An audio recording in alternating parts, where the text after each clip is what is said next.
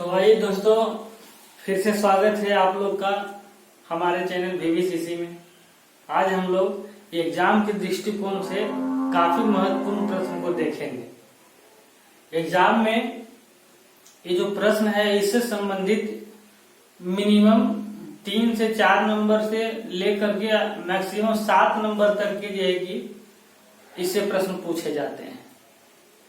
आज का जो कंसेप्ट है इस पर अगर थोड़ा सा आप ध्यान दे दिए तो निश्चित रूप से एग्जाम में प्रश्न इससे पूछे जाएंगे। अभी आपको हम बताया कि मिनिमम 2 या 3 नंबर का प्रश्न तो हर बार बोर्ड के एग्जाम में इससे पूछे जाते हैं। और सबसे बड़ी बात है कि स्पेशल इस प्रश्न को पूछ दिया जाए तो अकेले ये 5 नंबर का होता है, जो कि काफी महत्वपूर्ण है। और लाइट भी खास करके दर्पण से रिलेटेड बहुत सारे जो है कि न्यूमेरिकल जो है इससे सोल्व करने में जो है कि काफी आसान होता है। इसलिए आज हम लोग देखते हैं इसको। आप लोग पूरा ध्यान से इस बात को समझें। आज हम आपको इसे बिल्कुल इजी वे में जो है कि करके सिखाएंगे। पूरा ध्यान दें, बस थोड़ा सा इसमें मैथमेटिकल जो है कि कैलकुलेशन है उसे भी हम आपको दिखाएंगे और फिर इसको हम लोग आसानी से सीख लेंगे। तो चलिए प्रश्न क्या है, जैसा कि हम आपको पिछले दिन भी बताए थे कि अगले क्लास में हम सिद्ध करके देखेंगे। एक सूत्र है जिसको हम लोग बोलते हैं F बराबर R/2। एग्जाम में किस तरह से प्रश्न पूछे जाएंगे, तो एग्जाम में अगर 5 नंबर का प्रश्न पूछा जाएगा तो डायरेक्ट प्रश्न यही होगा कि सिद्ध करें F बराबर R/2, या कभी कभी इसी को दूसरा रूप में देता है 2F बराबर R। और हम आपको पिछले दिन बताए थे कि ये जो F है ये फोकस दूरी है, ये दर्पण का कौन सा दूरी है, फोकस दूरी है। अरे R जो है दर्पण का वक्रता त्रिज्या है, गोलीय दर्पण का। अभी जो हम लोग यहाँ पर जो सीखेंगे, यहाँ पर हम लोग मान लेते हैं कि लगभग अभी के पीछे वाला सभी वीडियो आप लोग देख चुके हैं। कम से कम आपको यह पता है कि गोलीय दर्पण क्या है, साथ साथ में गोलीय दर्पण के फोकस दूरी को आप समझते हैं और वक्रता त्रिज्या को समझते हैं। जैसा कि पिछले दिन हम आपको बताए थे कि गोलीय दर्पण के वक्रता केंद्र से लेकर के उसके ध्रुव तक के बीच की दूरी को हम लोग वक्रता त्रिज्या कहते हैं और उसके बीच की दूरी को हम लोग R से सूचित करते हैं। साथ साथ में हम लोग फोकस को भी देखे थे। फोकस से लेकर के दर्पण के ध्रुव तक के बीच की दूरी को हम लोग फोकस दूरी करते हैं, उसको हम लोग छोटा वाला F से सूचित करते हैं। आज यही संबंध को हम लोग स्थापित करेंगे। कभी कभी एग्जाम में इसका दूसरा रूप में एग्जाम में पूछेगा कि F और R में संबंध बताएं, अगर 5 नंबर का है तब। और छोटे छोटे बहुत सारे प्रश्न इससे जो है कि आगे बन जाएंगे। इसलिए आप पूरा ध्यान दें यहाँ पर और अच्छे ढंग से समझने का प्रयास करें। तो चलिए हम लोग देख लेते हैं कि प्रश्न क्या है। प्रश्न है सिद्ध करें F बराबर R/2, या इसी को हम लोग कहते हैं 2F बराबर R। तो चलिए इसीलिए हम यहाँ पर देखिए VVI भी लगाए हैं, स्टार भी बना है, काफी महत्वपूर्ण प्रश्न है इसलिए। तो चलिए इसको हम लोग जवाब किस तरह से देंगे, आंसर किस तरह से देंगे कि अधिक से अधिक नंबर आ सके। और निश्चित रूप से जिस तरह से हम आपके साथ में काम कर रहे हैं, जिस तरह से हम आपको सिखा रहे हैं, इस तरह से अगर आप जवाब देते हैं बोर्ड के एग्जाम में, आपको निश्चित रूप से अधिक नंबर जो है कि आएंगे। तो चलिए सबसे पहले इसका किस तरह से हम लोग जवाब देंगे।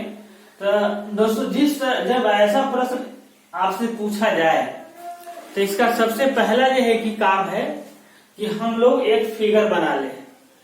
फिगर कौन सा, तो पिछले दिन भी इस तरह का हम फिगर बनाए थे। अब देखिए सबसे पहले क्या करेंगे हम लोग कि सबसे पहले एक दर्पण बनाए हैं, ये देख पा रहे हैं यहाँ पर एक दर्पण है। इसका परावर्तक सतह इधर चेहरा देखते हैं धंसा हुआ है, तो निश्चित रूप से कौन सा दर्पण होगा, ये अवतल दर्पण है। तो चलिए एक अवतल दर्पण बना लिए हैं, दर्पण का नाम भी रख लिए हैं M और N।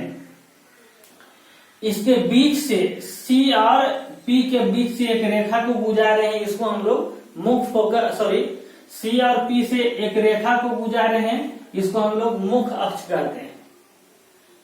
और ये देखिए यही मुख अक्ष के समानांतर एक किरण है, मुख्य अक्ष के समानांतर एक किरण है जो ये भी किरण है, ये दर्पण के बी बिंदु पर पड़ता है और दर्पण के बी बिंदु से परावर्तन के नियम को पालन करते हुए वापस लौटता है।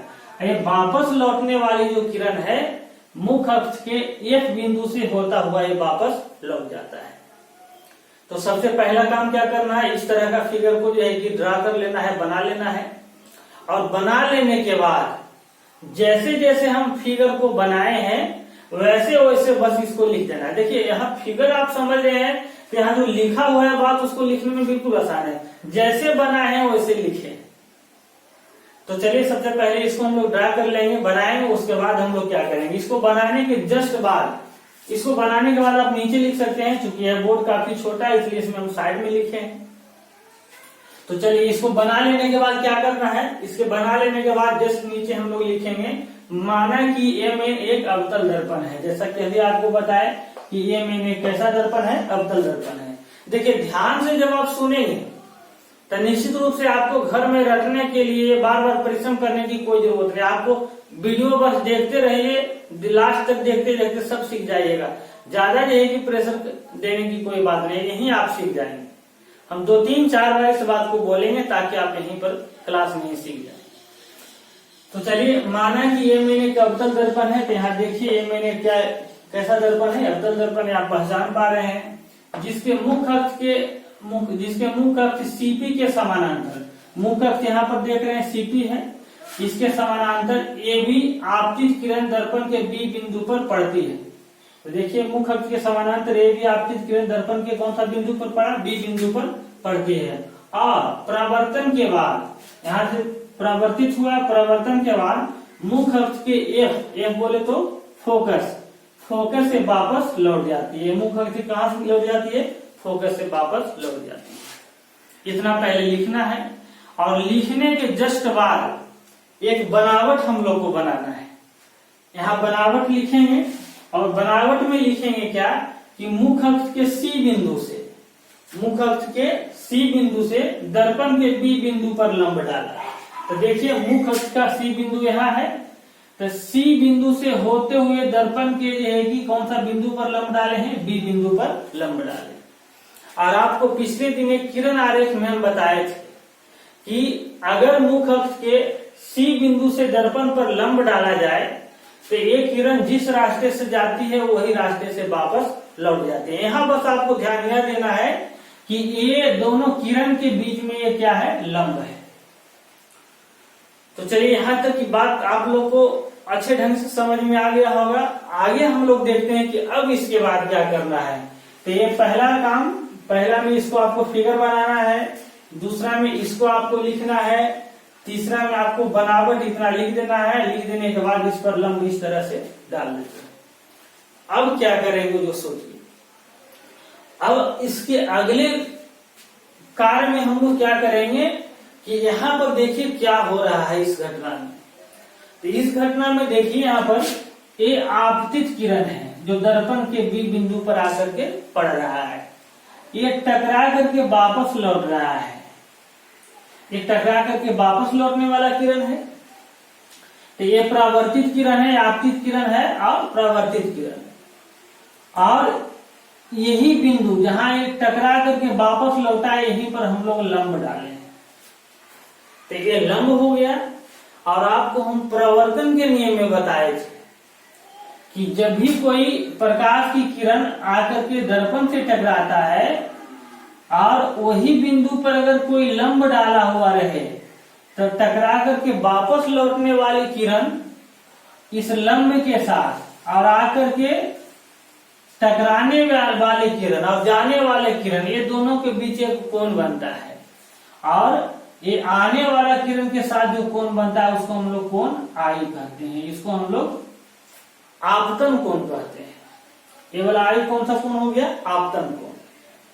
और टकरा करके वापस लौटने वाला किरण के साथ में जो कोण बनता है इसको कोण हम आर कहते हैं।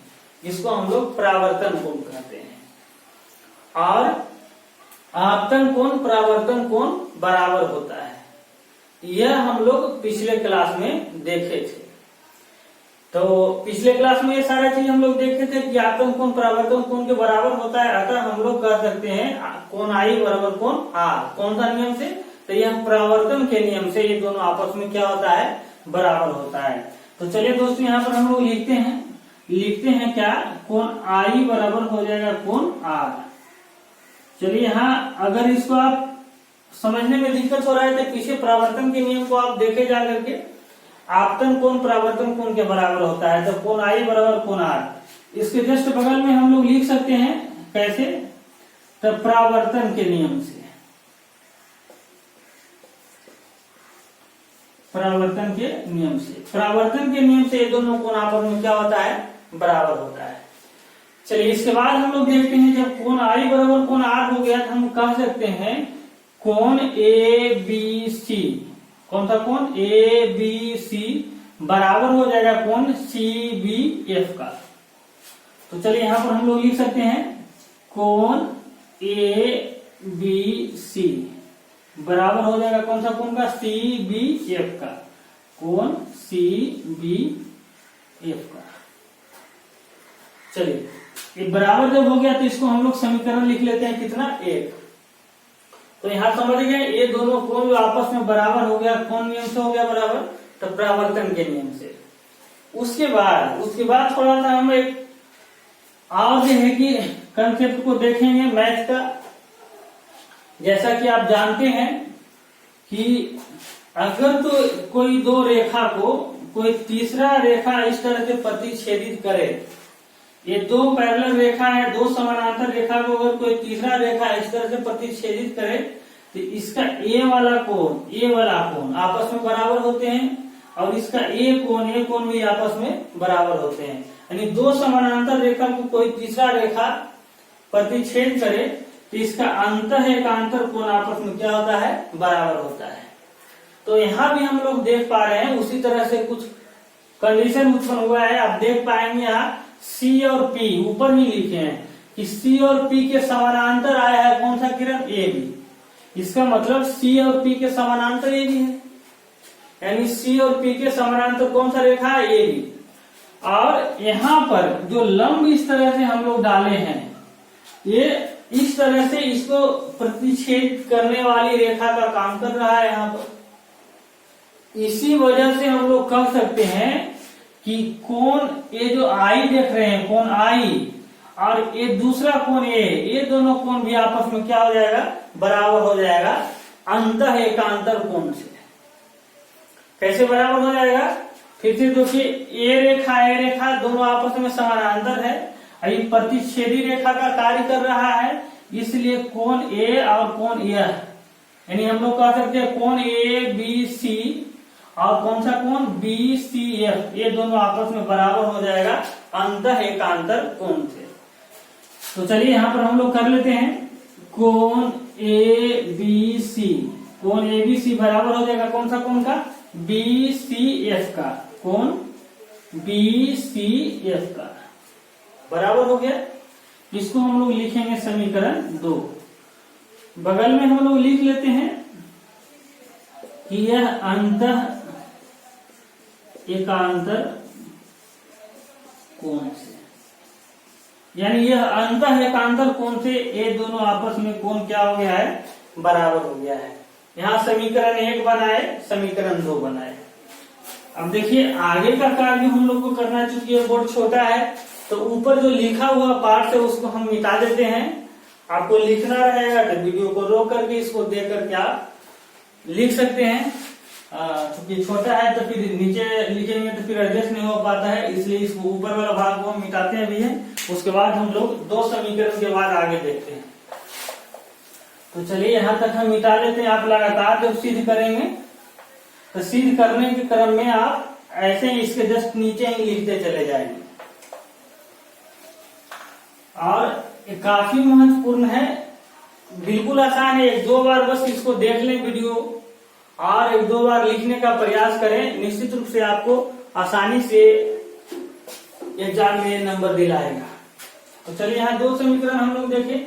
यहाँ पर हम लोग लिखेंगे अब समीकरण 1 और 2 से।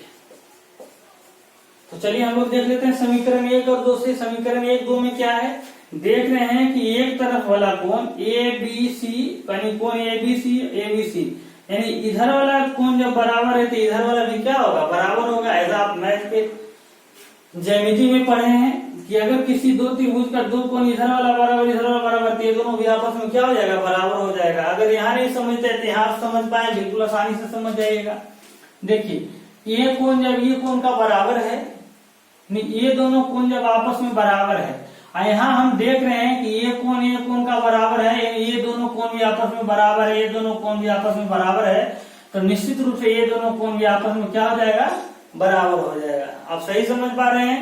फिर से ये दोनों कोण जब आपस में बराबर है और ये कोण भी आपस में बराबर है, तो ये कोण भी दोनों आपस में क्या हो जाएगा, बराबर हो जाएगा। यहाँ उसी का दो समीकरण बनाए हैं। समीकरण 1 2 से क्या करते हैं, इधर जब बराबर तो उधर भी क्या हो जाएगा, बराबर। अतः हम लोग लिख सकते हैं, यहाँ पर लिख सकते हैं कि कोण, कौन सा कोण है, CBF। इधर देख लेते हैं कोण CBF बराबर हो जाएगा नीचे वाला कोण का कोण है BCF का। चलिए यहाँ देखिए ये दोनों कोण भी बराबर, मतलब यहाँ पर ये दोनों कोण भी आपस में क्या हो गया, बराबर हो गया। अब यहाँ बस थोड़ा सा ध्यान देना है। यहाँ तक तो बिल्कुल आसानी से है, समझ गए। यहाँ से थोड़ा सा बस आपको ध्यान देना है।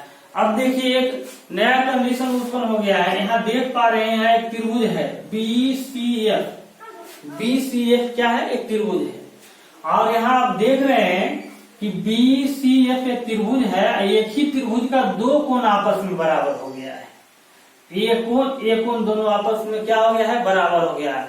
और आप जानते हैं कि यदि किसी त्रिभुज का दो कोण जब आपस में बराबर हो जाए तो उसके सामने वाला जो भुजा है, यानी ई कोण के सामने वाला ई भुजा और यह कोण का सामने वाला ये भुजा, ये दोनों भुजा भी आपस में क्या हो जाएगा, बराबर हो जाएगा। यानी बराबर कोण के सामने वाला भुजा भी आपस में क्या हो जाएगा, बराबर हो जाएगा।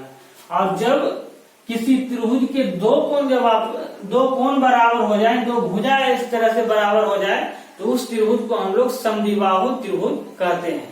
उस त्रिभुज को हम लोग कौन सा त्रिभुज कहेंगे, समद्विबाहु त्रिभुज।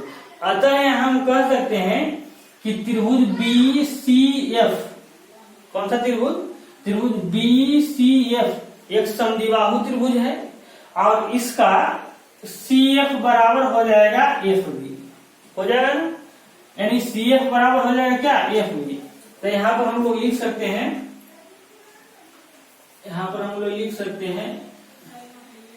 अतः त्रिभुज CBF एक समद्विबाहु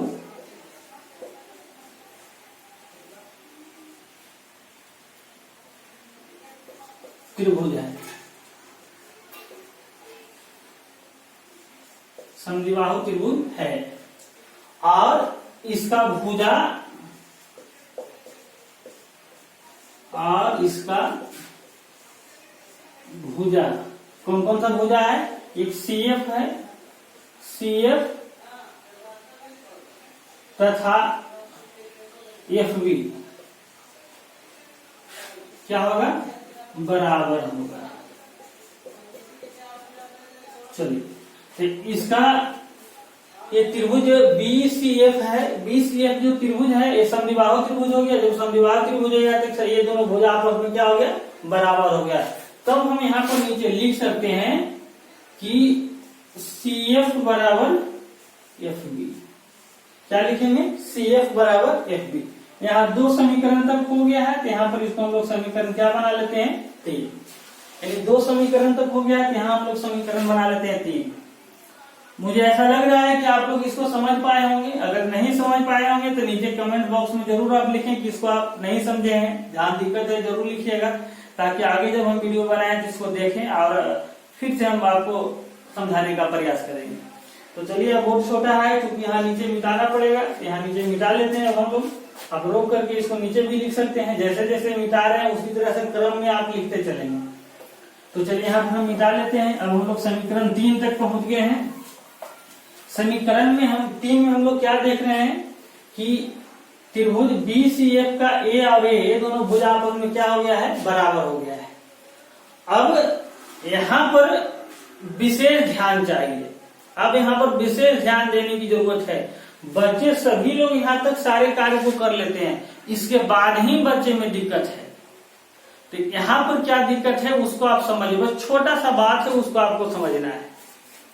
क्या है, तो आपको हम एक कंसेप्ट सीखे थे, एक प्रॉपर्टी सीखे थे गोलीय दर्पण के। उसमें क्या देखे थे कि मुख्य अक्ष के समानांतर कोई भी प्रकाश की किरण कहीं से भी हम लोग डालेंगे, यहां से भी डालें तो भी F से गुजरेगा, अगर यहां से भी डालेंगे तो भी F से गुजरेगा, और ये मुख्य अक्ष के समानांतर इसके बिल्कुल सटा करके भी कोई किरण भी अगर हम डालेंगे तो ये भी दर्पण से टकरा करके कहां से गुजरेगा, F से ही गुजरेगा। ऐसा कब होगा, ऐसा उस स्थिति में हो सकता है कि दर्पण इतना बड़ा नहीं रह करके दर्पण इतना छोटा रहे, यानी दर्पण छोटा रहेगा तो प्रकाश का किरण नजदीक से आएगा, नजदीक से भी आएगा तो कहां से गुजरेगा, F से ही गुजरेगा। इसके एक शब्द का हम लोग प्रयोग करते हैं, वो क्या शब्द है, तो उस शब्द का हम लोग प्रयोग करते हैं जब दर्पण का द्वारक छोटा हो, यानी ये आगे वाला भाग है जो इतना बड़ा है, यहाँ से प्रकाश का किरण जा रहा है, यहाँ से प्रकाश का किरण नहीं जाकर के नजदीक से जाए। बोलिए अगर ये प्रकाश का किरण यहाँ से नहीं जाकर के यहाँ से जाता, यहाँ पर आकर टकराता, जब बी बिंदु तो और नजदीक हो जाता, और यहाँ से टकराता तो भी तो बी बिंदु नजदीक हो जाता। और प्रकाश की किरण मुख्य अक्ष के समानांतर चाहे यहाँ से जाए, चाहे यहाँ से जाए, चाहे यहाँ से जाए, वो निश्चित रूप से F से फोकस से ही गुजरेगा। तब हम लोग यहाँ पर एक बात कर सकते हैं, एक शब्द को लिखते हैं, उसी पर पूरा ध्यान चाहिए और उसी को बस आप ध्यान में रखेंगे तो इसको बिल्कुल आसानी से आप सिद्ध कर पाएंगे। तो क्या यहाँ हम लिखेंगे हम लिखेंगे यहाँ पर जब दर्पण का द्वारक छोटा होगा, जब दर्पण का द्वारक क्या होगा, छोटा होगा, तब क्या होगा, B लगभग P के पास हो जाएगा, उसी को कहते हैं तब P बिंदु, सॉरी P नहीं B, तब B बिंदु P के सन्निकट होगा। देखिए जब दर्पण का द्वारक छोटा होगा तब B बिंदु P के सन्निकट होगा। सन्निकट कहने का मतलब इतना निकट हो जाएगा कि लगभग हम लोग मान लेते हैं कि वो P पर ही है। बोलिए जब ये B बिंदु खिसकते जब P के सन्निकट हो जाएगा, वैसे स्थिति में क्या हो जाएगा, यहाँ आप देख सकते क्या हो जाएगा, बराबर हो जाएगा। मतलब जब दर्पण का द्वारक छोटा होगा तब B बिंदु P के सन्निकट होगा, वैसे स्थिति में ये FB जो है FP के क्या हो जाएगा, बराबर हो जाएगा। तब यहाँ पर हम लोग कह सकते हैं कि वैसे स्थिति में जब ये इसके जब सन्निकट हो जाएगा तो ये बिंदु इसके जो है कि क्या हो जाएगा, सॉरी ये भुजा दोनों आपस में क्या हो जाएगा, बराबर हो जाएगा। तब हम लोग यहाँ पर कह सकते हैं कि आप PF या FP बराबर हो जाएगा किसका, FB का, FB का हो जाएगा ना। फिर से देख लीजिए, जब दर्पण का द्वारक छोटा होगा तो B बिंदु P के सन्निकट होगा, और जब B बिंदु P के सन्निकट होगा तो ये दोनों आपस में क्या हो जाएगा, बराबर हो जाएगा। जब बराबर हो जाएगा तो उसी को हम लोग लिखते हैं कि जो FP है, यहाँ FP देख रहे हैं, बराबर हो जाएगा किसका, F और B का। इसको हम लोग लिखेंगे समीकरण 4। चलिए अब जो समस्या था बस हो गया पूरा। मेन समस्या यही दर्पण के द्वारक छोटा होगा, यही है, ये दर्पण का द्वारक छोटा। बस यहाँ पर एक बात ध्यान रखेंगे, और दूसरा बात ध्यान रखेंगे कि ये जो त्रिभुज है BCF ये कैसे समद्विबाहु हो गया, इस पर ध्यान रखेंगे। तो चलिए अगर दिक्कत होगा तो एक दो बार आप प्ले करके रोक करके भी देख करके समझ पाएंगे इसको। तो चलिए अब हम लोग देख लेते हैं, यहाँ दो समीकरण है, समीकरण 3 और 4। तब हम लोग चलते हैं अब समीकरण 3 तथा 4 से। कहां से चलेंगे, समीकरण 3 और 4 से। समीकरण 3 और 4 में देख लीजिए आप। समीकरण 3 में देख रहे हैं कि एफ बी के बराबर सी एफ है। एफ बी के बराबर क्या है? सी एफ है। और एफ बी के बराबर एफ बी है। इसका मतलब जब इसके बराबर ये है और इसी का बराबर ये है तो इधर वाला भी ये दोनों आपस में बराबर होगा। यानी कि एफ बी के बराबर सी एफ है, फिर एफ बी के बराबर एफ पी है। इसका मतलब है कि सी एफ और एफ पी ये दोनों भी आपस में बराबर होंगे। चलिए यहाँ नहीं समझ पा रहे हैं तो यहाँ हम आपको सिखा देते हैं। अभी हम लोग देखें कि समद्विबाहु त्रिभुज के हिसाब से, समद्विबाहु त्रिभुज के हिसाब से देखें कि ये वाला भुजा के बराबर था। अभी हम लोग देख रहे थे कि ये भुजा ये वाला भुजा के बराबर था, मतलब सी एफ बराबर एफ बी। और अभी जो दर्पण का द्वारक छोटा होगा तब अभी हम लोग देखें कि एफ बी बराबर हो गया एफ पी के। मतलब ई जब इसके बराबर है, ए जब इसके बराबर है, ई जब इसके बराबर है तो ये दोनों भुजा भी तो आपस में बराबर हो जाएगा। यानी समीकरण किससे? समीकरण 3 और 4 से। तो चलिए हम लोग समीकरण 3 और 4 से बराबर कर लेते हैं। इधर वाला बराबर, इधर वाला भी बराबर। तब हम लोग यहाँ कह सकते हैं कि सी एफ बराबर हो जाएगा किसका? एफ पी का। सी एफ बराबर क्या किसका हो गया? एफ पी का। मतलब सी एफ बोले तो ये सी एफ हो गया, एफ पी बोले तो एफ पी हो गया। मतलब यहाँ क्लियर हो गया कि ए दोनों आपस में क्या हो गया? बराबर। कहने का अर्थ है कि वक्रता केंद्र से फोकस के बीच की दूरी या फोकस से दर्पण के ध्रुव के बीच की दूरी, ये दोनों आपस में क्या हो गया? बराबर। लेकिन हमको तो ये वाला सिद्ध करके लाना है, तो चलिए हम लोग देख लेते हैं। हम क्या करेंगे? हम लोग क्या करेंगे कि दोनों तरफ सिद्ध करने में आपको पता है कि दोनों तरफ कुछ भी हम लोग जोड़ घटा सकते हैं। दोनों तरफ एफ पी जोड़ने पर थोड़ा सा प्रकाश का दिक्कत है, मौसम खराब है, इसके वजह से दोनों तरफ एफ पी को क्या करेंगे? जोड़ेंगे। तो चलिए इधर हम लोग पहले एफ पी जोड़ लेते हैं। तो C F plus F P, C F plus, देखिए एक एफ पी को इधर इसमें जोड़े हैं बराबर, पहले से एक एफ पी है तो एफ पी में एक और एफ पी को हम लोग क्या किए? जोड़ दिए।